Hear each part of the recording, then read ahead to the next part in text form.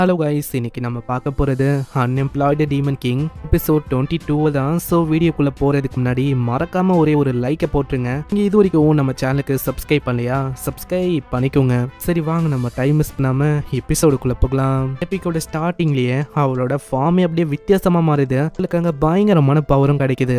இதுக்காக தான் வெயிட் பண்ணேன். ரொம்ப நன்றி. உன்னால தான் எனக்கு இந்த மாதிரி ஒரு பயங்கரமான பவர் கிடைச்சிருக்கு. இப்போ அவளால் பறக்கலாம் முடியுது.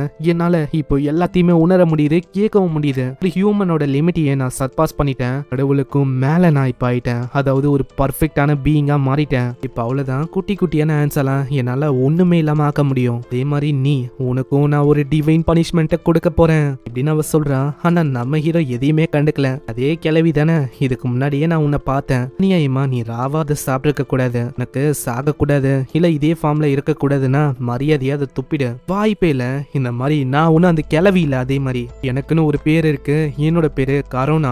ஆமாங்க, நீங்க கேட்டது கரெக்ட் தான். கொரோனா இல்ல, கரோனா. இந்த பேரை கேட்கும் போது ஏதோ கொரோனாலேருந்து இது இன்ஸ்பயர் ஆயிருக்குமோ அப்படின்னு நான் யோசிச்சேன். என்னோட பேரை நீ நல்லா ஞாபகம் வச்சுக்கோ, ஏன்னா இதுக்கு மேலேயும் நீ உயிரோட இருக்க மாட்டேன். அப்படியாமா? ஆனா உனக்கு ஒரு விஷயம் தெரியலன்னு நினைக்கிறேன். இந்த ஹோலி டிராகனையே என்னால ஒண்ணுமே இல்லாம ஆக்க முடிஞ்சது. இல்ல என்ன விஷயம் எனக்கு நீ அப்படி வேணா சொல்லு. இருந்தாலும் நான் இந்த நேஷனோட ஒன் ஆஃப் த பெரிய 4 ஹீரோஸ்ல ஒருத்தின்னா. அதே மாதிரி இப்போ நான் அந்த டிராகனோட கோரோனா வச்சிருக்கேன். இப்போ நான் ஒரு பயங்கரமான காடா மாறிட்டேன். இப்போ என் முன்னாடி உன்னால நிக்க முடியும்னு யோசிக்கிறியா? நான் உன்னை விடவும் பல மடங்கு ஸ்ட்ராங்கு. அப்படியா? நீ என்ன பண்ண நான் சொல்லவா? வெறுமா அந்த கோர உண்டி தான் முழங்கிருக்கேன். டிராகன் அழிச்ச எனக்கு உன்னை அழிக்க எவ்வளவு நேரம் ஆகும்? என்ன வேணா சொல்லுப்பா. ஆனா கடைசியில அது ஒரு பீஸ்ட் தான். அதெல்லாம் பெருசா என்ன பண்ண முடியும்? ஆனா நான் அப்படி இல்ல. எனக்கு ஹோலி டியர்ல இருக்க நிறையவே பயங்கரமான டெக்னிக்கெல்லாம் தெரியும். அதனாலயே உன்னை என்னால ஒண்ணுமே இல்லாம ஆக்க முடியும். இதை பயங்கரமா தாக்குறான். ஆனா எந்த விதமான அட்டாக்கும் ஒர்க்கே ஆகல நம்ம ஹீரோ முன்னாடி. இதனால ரொம்ப கடுப்பாகிறான். ஒரு கட்டத்துல நம்ம ஹீரோவை நாலா பக்கமும் ஸ்டிங்ஸை வச்சு பிடிக்கிறான். இதனாலயும் நம்ம ஹீரோவை எதுவுமே பண்ண முடியல. அவன் அசால்ட்டா உடைச்சிடறான். ஆல்ரெடி உன்கிட்ட சொல்லிட்டேன், உன்னோட எந்த விதமான பவரும் என் மேல ஒர்க் ஆகாது. கேட்டவுடனே கடுப்போட உச்சத்துக்கே போய் மேல ஒரு டிராகனுக்கான ஒரு அல்டிமேட்டான ஸ்பெல்ல போட ஆரம்பிக்கிறான். அந்த டிராகனு அது உன்கிட்ட உண்மையான ஒரு அல்டிமேட் மூவை காட்டவே இல்லை. அது காட்டலன்னா என்ன? இப்போ அதோட கோர் என் கிட்ட இருக்கல, என்னால அதை பண்ண முடியும். நான் உனக்கு காட்டுறேன் அது என்னன்னு. அங்க டிராகன் பாஷையில எதோ வளருவாளா?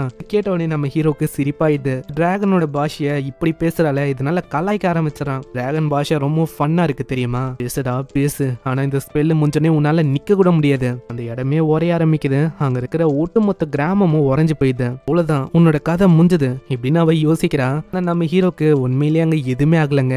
கிளவி, நான் உன்கிட்ட சொல்லிட்டேன், இந்த மாதிரி ஃப்ரீஸ் பண்றதெல்லாம் உண்மையிலேயே வேலைக்கு ஆகுது. இதனால பாரு, எனக்கு கோல்டு பூச்சிக்கும்னு நினைக்கிறேன். என்னது?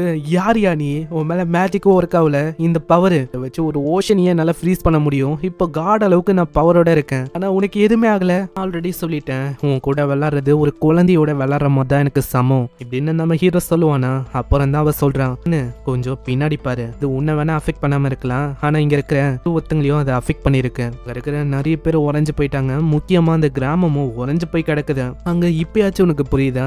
உன் மேல அஃபெக்ட் ஆகாம இருக்கலாம், ஆனா எல்லாருமே இதுல மாட்டிக்கினாங்க. அதனால நம்ம ஹீரோ ரொம்பவும் கடுப்பாயிரான். முக்கியமா நம்ம ஆலிஸ் அவங்க மாட்டிக்கிறா. ஆலிஸ் ஒரு கோவக்காரியாவோ இல்ல ஒரு கோலையா இருந்தாலும் அவளுக்கு நீ இப்படி பண்ணிருக்க கூடாது. அந்த இடத்துல இதை ஒரு வாய்ப்பா வச்சு அது ஓட ஆரம்பிக்குமா. நம்ம ஹீரோ செம்ம வேகமா முன்னாடி போய் ஒரே போடுல அதோட கதையை முடிக்கிறான். என்னால நம்ப முடியல, எப்படி என்னோட கதையை நீ முடிச்ச? அங்க அப்படியே அது டஸ்டோட மறைஞ்சு போகுது. இடத்துலதான் அந்த கிறிஸ்டலும் கீழே விழும்.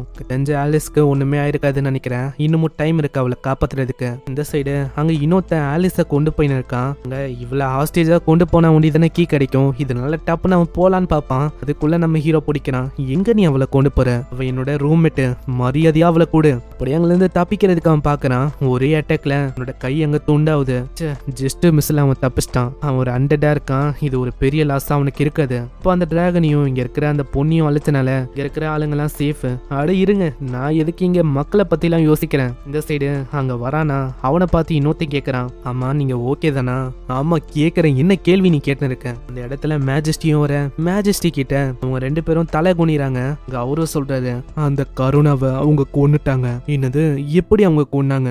எனக்கு தெரியல, ஆனா அந்த சோலை அவங்க டிஸ்ட்ராய் பண்ணிட்டாங்க. சரி, ஏதோ ஒண்ணு, அந்த கீயை நீங்க கொண்டு வந்தீங்களா? ஆனா அவன் கீயை கொண்டு வரலன்னு சொல்ல, முட்டாள் முட்டாள், ஒரு கீயை கூட கொண்டு வரல, நீ எல்லாம் எதுக்குடா இருக்க அப்படின்னு ஒரு பயங்கரமா கத்த ஆரம்பிச்சிடறாரு. ஆனா அவன் ப்ராமிஸ் பண்றான், நீங்க கவலையப்படாதீங்க, இந்த பொண்ணு இருக்கா, இவளை வச்சு என்னால அந்த கீயை கொண்டு வர முடியும். அவன் கண்டிப்பா தேடி வருவான். என்னோட கையா வெட்டினா அவனோட கையை வெட்டி அவனை ஒரு டிராஃபியா மாத்தி இங்க வைக்க போறேன். இந்த சைடு நம்ம ஆலிஸ் வேற ஒரு இடத்துல இருக்கா. அங்க ஒரு எல்ஃபோ இருக்கா.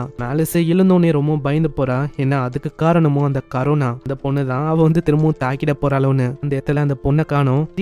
வேற ஒத்த அந்த இடத்துல வர அவ ரொம்ப பயந்து போயிடறா. அடிக்காதீங்க, தயவு செஞ்சு அடிக்காதீங்க. ஆலிஸ் அவங்க குத்தி விட்டுறான். ஆனா ஆலிஸ் அவன் பறக்க விட்டுறான். நீ என்ன கொல்லலான்னு பாக்குறியா?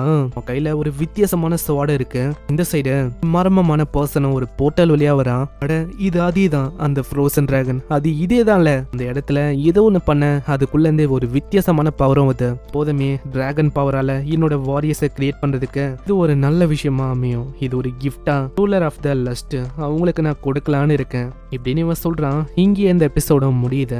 பார்க்கலாம் என்ன ஆகுதுன்னு. இவன் யாரு? நம்ம ஹீரோ என்ன பண்ண போறான்? நம்ம ஹீரோயின் பார்த்தா தனியா மாட்டின்னு இருக்கான். இதனால என்னென்ன பிரச்சனை வரும்னு நம்ம நெக்ஸ்ட் எபிசோட்ல பார்க்கலாம். மறக்காம கீழே ஒரே ஒரு லைக்கை போட்டுருங்க. நீங்க இது வரைக்கும் நம்ம சேனலுக்கு சப்ஸ்கிரைப் பண்ணலையா? சப்ஸ்கிரைப் பண்ணிக்கோங்க. நான் உங்களை அடுத்த எபிசோட்ல சந்திக்கிறேன். தேங்க்யூ ஃபார் வாட்சிங். சைனரா.